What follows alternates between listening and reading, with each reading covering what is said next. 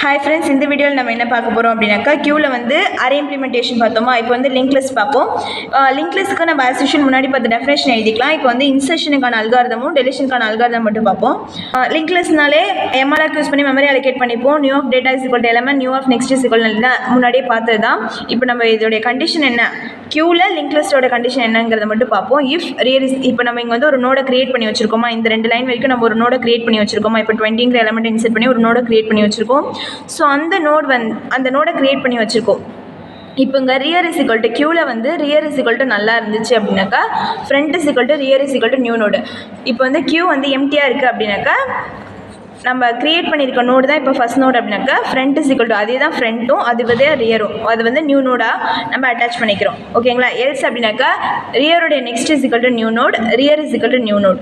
அப்படி இல்லை எக்ஸிஸ்டிங்கில் போய் நம்ம இன்சர்ட் பண்ண போகிறோம்னா ஆல்ரெடி எக்ஸிஸ்டிங்காக இருக்கும்ல, ஸோ அதில் லாஸ்ட் நோடோடைய நெக்ஸ்ட் இஸ் ஈக்குவல் டு நம்ம கிரியேட் பண்ண நியூ நோட அட்டாச் பண்ணுறோம். ஓகேங்களா.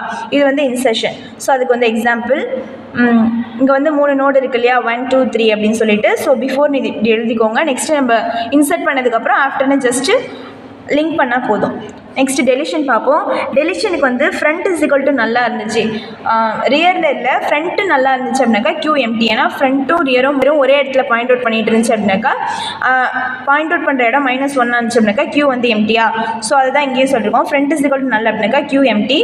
எல்ஸ் அப்படின்னாக்கா நம்ம ஜென்ரலாக டெலீட் பண்ணுறதுக்கு யூஸ் பண்ணுற கான்செப்ட் தான்.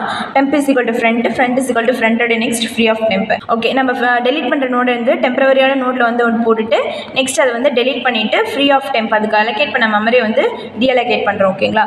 நெக்ஸ்ட் வந்து எக்ஸாம்பிள் அதே மாதிரி தான். ஜஸ்ட் வந்து ஒரு 3R நோட்ஸ் போட்டுக்கோங்க. அதில் வந்து எலமெண்ட்டை போட்டுட்டு நெக்ஸ்ட் வந்து பிஃபோர்னு சொல்லி அப்படி போட்டுட்டு ஒரு எலமெண்ட்டை டெலீட் பண்ணிவிட்டு இல்லைனா ஒரு நோடை டெலீட் பண்ணிட்டு ஆஃப்டர்னு காமிச்சா போதும். ஓகேங்களா. தேங்க்ஸ் ஃபார் வாட்சிங்.